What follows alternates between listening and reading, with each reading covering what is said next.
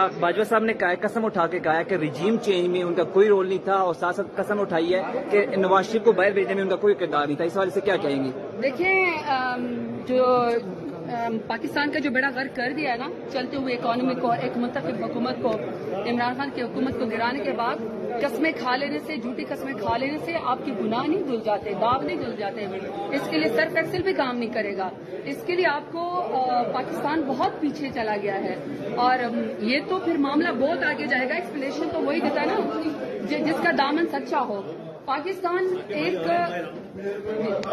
एक उसके ऊपर जा रहा था, सही रास्ते के ऊपर जा रहा था और आपके सामने है कि इतनी मुश्किलात के बावजूद जो हमें बिल्कुल ब्रोकन इकोनॉमी मिलेगी उसको खान साहब ने सही पटरी पे चढ़ाया। और उसके बाद इनको ये बात अच्छी नहीं लगी कि खान साहब ने पाकिस्तान की इंडिपेंडेंट फॉरेन पॉलिसी की बात की, पर इंडिपेंडेंट फॉरेन पॉलिसी के लिए जब एब्सोल्युटली नॉट कहा तो ये बात इनको अच्छी नहीं लगी। अफसोस की बात है कि इसके अंदर ये अपने भी शामिल थे जो आज झूठी कस्में खा रहे हैं, साथ उन्होंने तो माफी नहीं मिलेगी। साथ कसम ये उठाई है कि नवाज शरीफ को भेजने भी उनका कोई किरदार नहीं था। इस हवाले से क्या कहेंगी?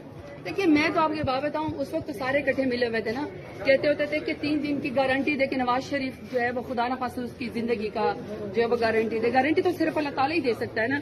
25 रुपए के स्टाम्प पेपर पे जब वो गए थे, अभी मेरे ख्याल में डिफेंस मिनिस्टर की वो है स्टेटमेंट एक याराना सनोला की, कि वो कहते थे कि हमारी हुकूमत ने नहीं, हालांकि हम तो इंसानी बुनियादों पे उनको जाने दिया था, लेकिन उनकी ही वो है कि वो कह रहे थे कि इन लोगों ने जाने दिया था। तो फिर जाहिर बात उसमें बाजवा साहब का ही रोल था।